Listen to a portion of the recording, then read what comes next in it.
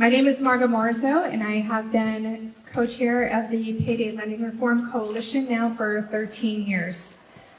So this has been a long time coming. You might even call it today's vote a historic vote. And we are at the end of session, and we're doing everything we can to urge the Senate that the time is now, that this vote on payday lending reform will help so many Rhode Islanders. This will help families have greater economic security, greater mental health because they won't have to worry about these predatory loans hanging over their head. And it will be an economic boost to our communities because we know that millions of dollars leave Rhode Island every year to these out-of-state offshore payday lending companies. It is not fair to Rhode Island to keep these payday lending companies draining millions out of our community at 260% APR. We know that there's many alternative products now that provide great options, and today we're going to talk about some of those things. We're going to have a shortened program and try to speed it up because we know there's a lot of committee votes, and ironically, at this very minute, the House Corporations is voting on the payday lending reform bill. So we're hoping that by the end of this press conference, we will have some good news to share with you all. So first, I want to welcome Secretary of State Gregg Amore, who has been a yes, I will be there guy since the very beginning, and we appreciate your support. Good afternoon. So as Margaux mentioned, from the moment I entered the House 11 years ago, I signed on to what was then Representative Barros's payday lending bill, and then supported by my colleague, Representative Alzate. And, you know, it's time. It's time that we join the other 18 states plus the District of Columbia in banning this predatory practice. As Margaux pointed out, there are other options. This is unnecessary at this point. And so, you know, we look at this from a personal perspective, but as Secretary of State, I'm able to look at it through a business lens as well. The Department of State manages the business registry in this state, and we know that, you know, in order to start and maintain your business, you have to have good credit. And folks that get caught up into this cycle of predatory lending and then cannot get out of that cycle have a difficult time maintaining their business or even starting a business. And we should be promoting our entrepreneurs, our folks who want to take their passion and run with that passion and not have these obstacles in their way from finding that success that then leads to employment of their community. It's an incredible barrier that does not have to exist. And I guess that's the message that I'm sending today. It's time to take down this barrier that we know. And we know because it does not exist in these 18 states in the District of Columbia.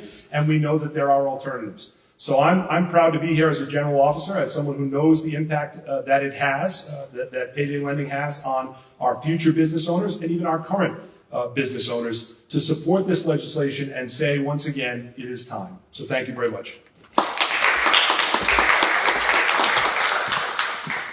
I'd also like to mention that the work of this payday lending reform bill is also supported by General Treasurer James Diosa, who's sorry that he cannot be here today, by the Lieutenant Governor Sabina Matos, and by the Attorney General, I would like to know to say Peter Neruda. I can't believe I just did that. Peter Neruda has also been very supportive this year, so we thank you so much, Secretary Amore. Next, we're going to invite Representative Karen Alzate, who has been our fearless leader in the House this year. And when we asked her to step up to this task, we were very honest with saying this is not going to be easy. This is a fight. And she still was right there and saying, let's do this. So I appreciate you, and we invite you to say some words.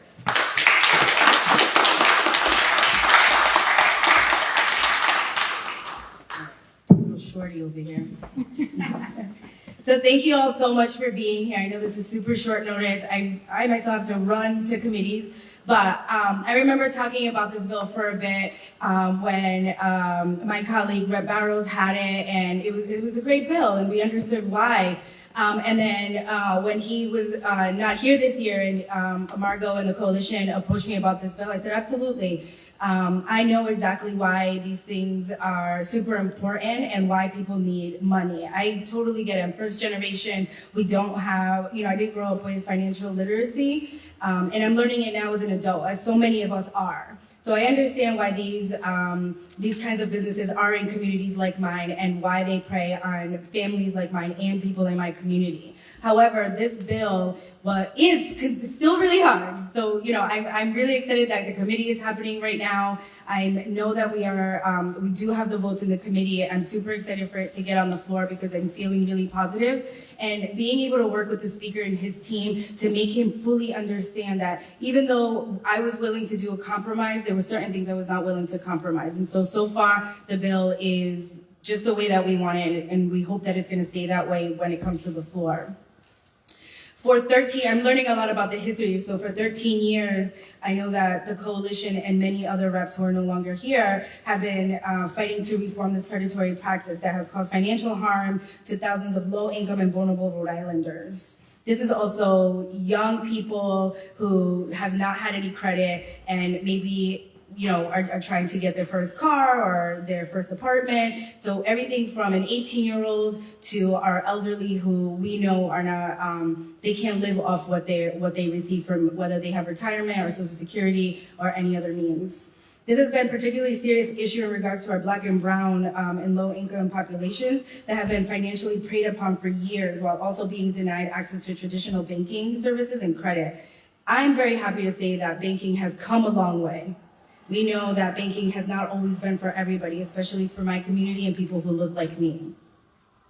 And because of that, we've made a lot of progress. So we're super, super excited about that. We have small credit unions who are teaching their consumers and their customers about financial literacy, that are teaching them about community building, about making sure that they are able to provide a service that their community, wherever they are, they'll need it and they're able to grow their credit.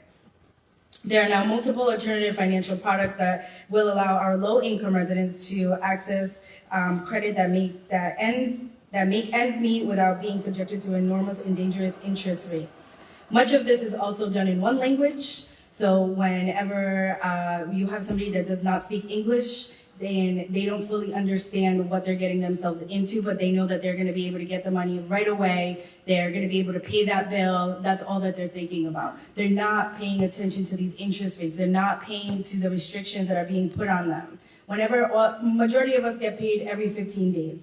Majority of these predatory lenders, the fine print says you have to pay this back in 13 days. In 13 days, I still don't have that money to pay it back. Payday lenders should be treated the same and be subject to the rules of small lenders. Absolutely. We have to protect our most vulnerable residents, and in order to do this, payday lending reform is desperately needed.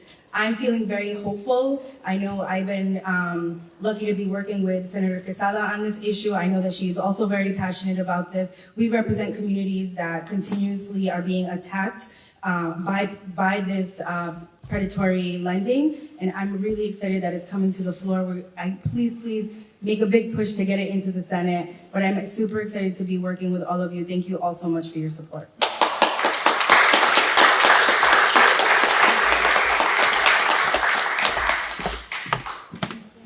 Okay, next up we're going to have Senator Quezada come say a couple words, and we thank you for your leadership in being fearless about championing this in the Senate.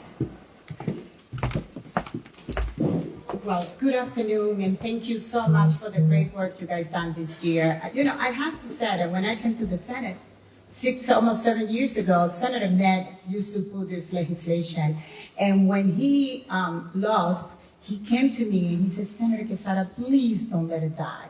And I promised him that I would keep this bill alive, and that's what I've done so far. Unfortunately, I'm so happy to hear this afternoon that finally the House is going to move this bill to the floor. Unfortunately, I don't see that possibility going to the Senate because they didn't even put it on committee this year. And I feel so sad about it because I think this is the time. Enough is enough. It's being a bill that's been there for so long. We need to do this. It's something we needed to do it many years ago. And I don't see why the Senate don't see the urgent in this matter. And I wanted to thank the advocate, because without you, this would not happen. For a few years, this bill was almost, nobody was talking about it. I remember one day I went to Senator Picard and I said, can you sign that bill for me? And he said, hey, I've been seeing this bill for the last 20 years. And I was so sad to hear that. And he said, no, I don't want to sign it because it's been on for so long and it's not going anywhere. And that day I got very down. I felt very depressed.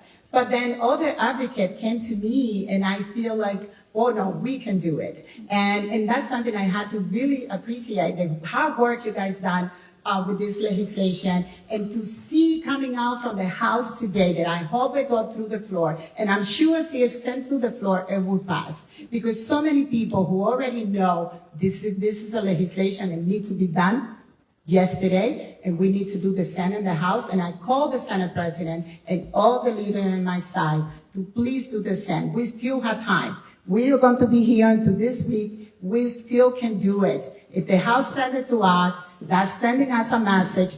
The Senate need to do our part. I don't want to repeat everything that just already been saying, how this affects especially communities of color who are at the most vulnerable when they need money. Sometimes the car broke down and they need $500 right away, and they only see this only way to do it. But we need to teach our community, and we need to teach our banking community how to help this community to get help. Then thank you so much. Thank you for putting this together. Thank you to the advocate. Thank you to my colleague, Alzate. A big applause for her, for her great work that she did on the House. And we hope the Senate do the same. Thank you.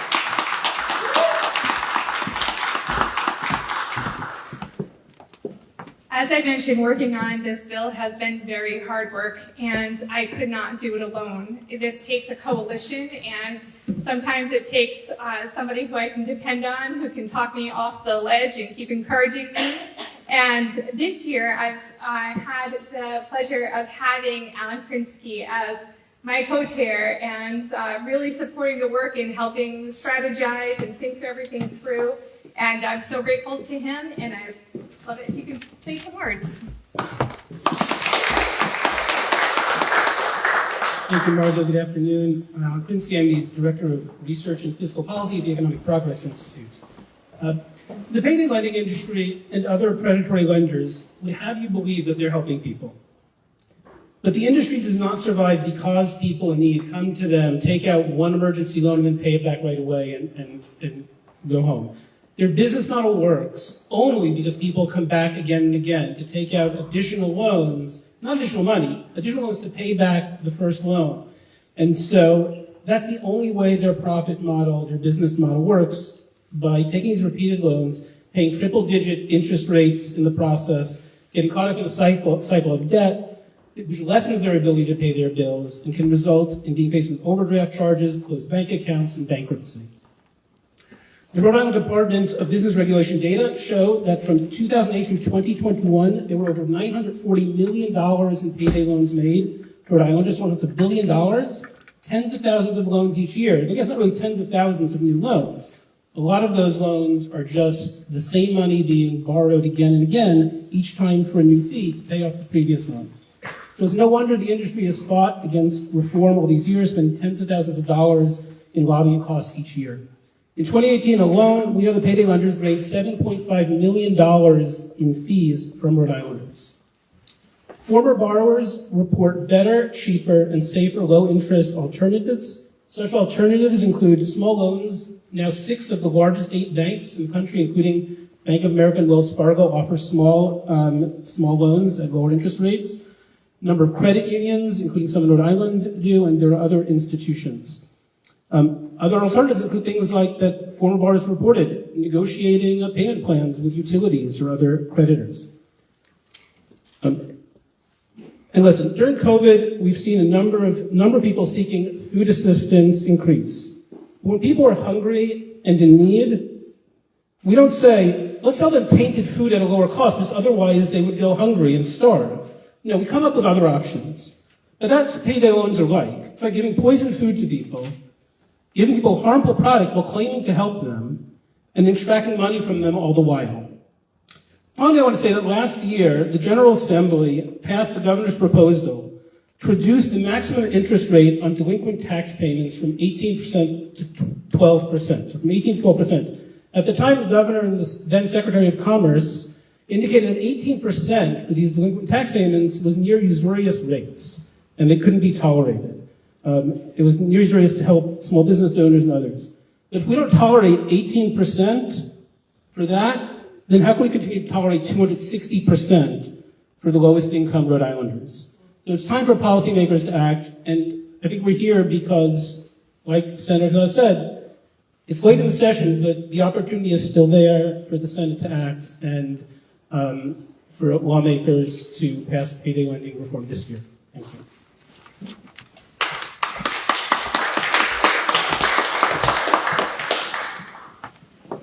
For years prior, our next speaker was by my side as our co-chair, and I so appreciate her for all the years of fearless leadership and keeping me with my head on my shoulders. So I would like to introduce Reverend Donnie Anderson.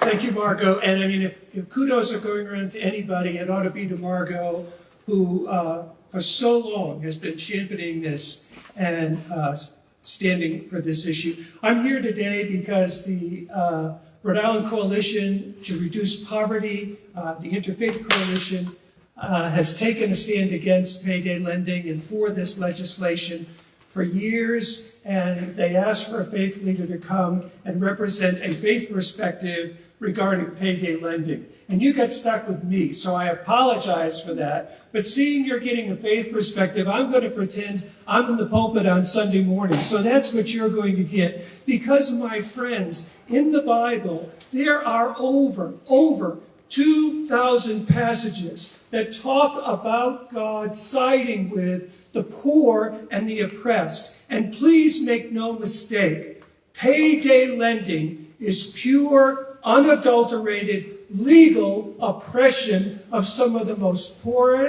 poorest and most vulnerable people in our society.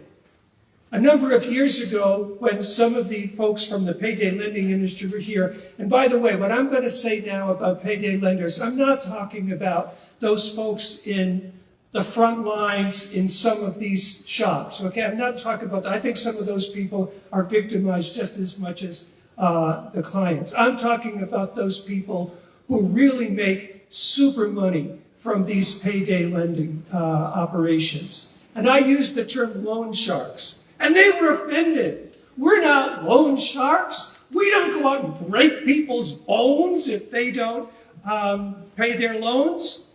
Let me tell you what they do, though.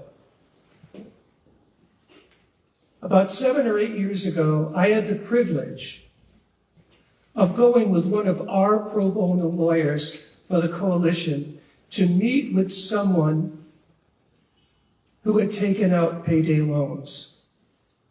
Now, she would not tell me her name. We had to meet with her in her office, and I was sworn to secrecy to never reveal what she looks like or her name, but I could tell her story. And she told a story about her adult son who got into financial difficulty. And the son came and said, "Mom, will you please help me? Will you please co-sign this payday loan?" And because of that interest in helping her son, she got caught up in that cycle of debt that Alan talked about just a minute ago. And things got worse and worse and worse. She was in tears, and she said to me, "I had a checking account at a bank you all know here in Rhode Island for decades. And they took my checking account away because I just couldn't get out of the cycle of debt." Oh no, these loan sharks, excuse me, we don't want to call them loan sharks, so let's call them what they are. White-collar gangsters. These white-collar gangsters are not going to break anybody's bones, but they have no problem taking people's stability away from them, putting them in emotional trauma. This woman was scared to death that I would ever say her name, lest there would be some sort of retribution for her, because that's the whole system that she was exposed to in payday lending. My friends, the Hebrew prophets spoke about this over and over and over again. They talked about the evils of a few people gathering a lot of money together and using their resources to take advantage of the multitudes who didn't have a lot and to exploit them for their own gain. That is what payday lenders are, and I certainly hope, so grateful for what might and probably is going to happen in the House, but we certainly hope something will happen in the Senate. Send a message to these white-collar gangsters that you are not welcome in Rhode Island.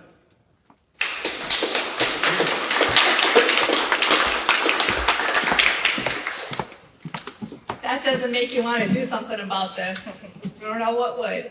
As I look around the room today, I see so many faces from people who have been a part of the coalition for years. Some of them have just joined us in recent times, but they have put so much passion and energy into this work. And I just want to say thank you to all of you in this room that have really worked so hard to fix this broken problem. And we all have stories about somebody we know, somebody who's told us in confidence about their struggle being caught in the debt trap of a payday loan. That's how I got involved with this in the first place. There was a payday lending company that was targeting affordable housing neighborhoods in my community in Woonsocket, and people were losing their homes over this. People were losing their houses because that payday loan became such a burden. And they harass you, and they threaten you, and they call your employer, and they put big orange stickers on the door of your house or your apartment. It's an evil, evil practice. And so I want to just thank you all for showing up to this today. So finally, I'm going to invite Weayonnoh Nelson-Davies up, who has been an inspiration to me for many, many years. And I'm hoping she's going to share some good news with us.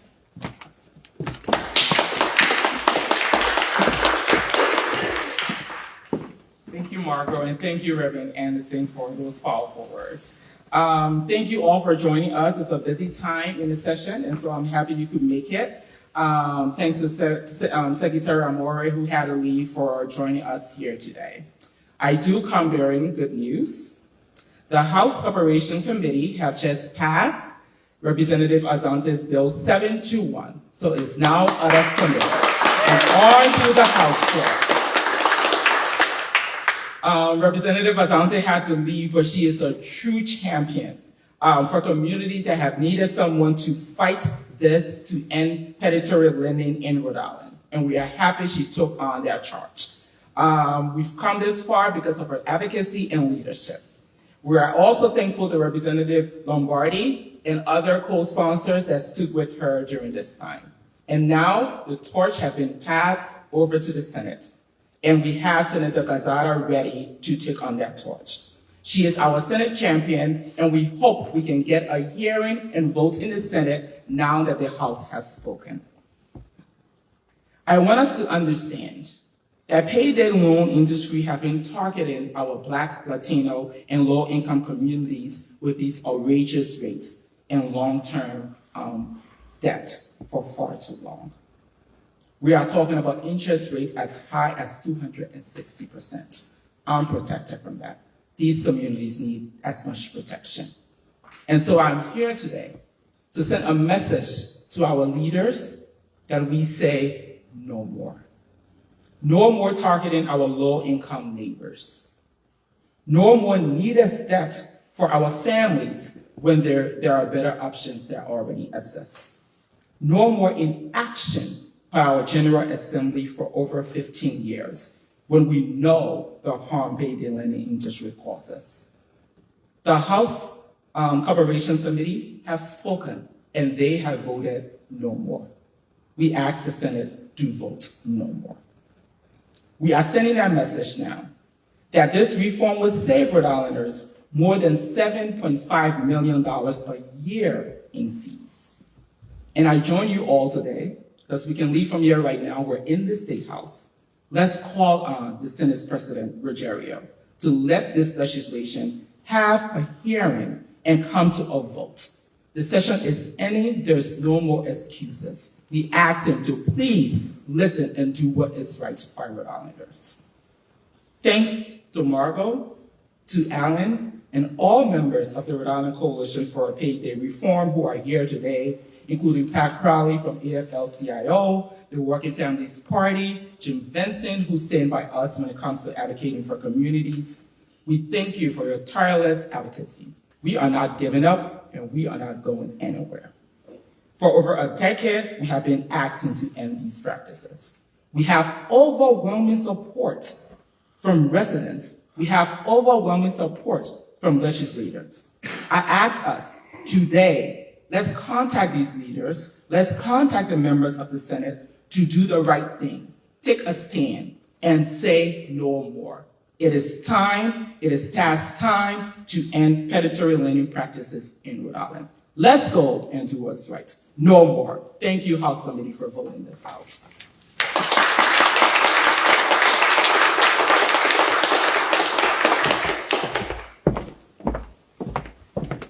We are happy to take any questions if anybody has any. Yes, Pat. Ms. Morisseau, what committee is this being passed to in the Senate, or where is it sitting in the Senate right now? So in the Senate, it is in Commerce Committee. Commerce Committee. Commerce Committee in the Senate, Corporations Committee in the House. And we really need to call on the Senate President to allow the committee to vote. And are we aware who voted against it in the House? In the House, Representative Edwards voted against it. No, not Edwards, that's what I... Kennedy. Okay, sorry, I got wrong information. Representative Kennedy voted against it. Margaux, this bill would bar payday lending in Rhode Island, is that correct? That is not correct. What it does is it takes the special carve-out that the payday lenders received, and it makes them play by the same rules as all the other small dollar lenders in Rhode Island. So payday lenders can still operate under the 36% statute with this bill. And there are many lenders that do so and make plenty of money on it. What the payday lenders do, who charge 260% APR, is just pure greed. What's your explanation? You've been at this for 13 years. What's your explanation for why this is moving forward in the House this year? We really think it's due to the leadership of Representative Alzate and how hard she's advocated for this. We also have a reinvigorated coalition who has been very active in sending in emails and action alerts and making phone calls. So the collective action of everybody working together has really made the difference this year. Has the McKee administration broadcast any intent on their willingness to sign if passed? No, we have not heard anything from the McKee administration. Okay. Any other questions? Okay, I think that does it. Thank you all for joining us today.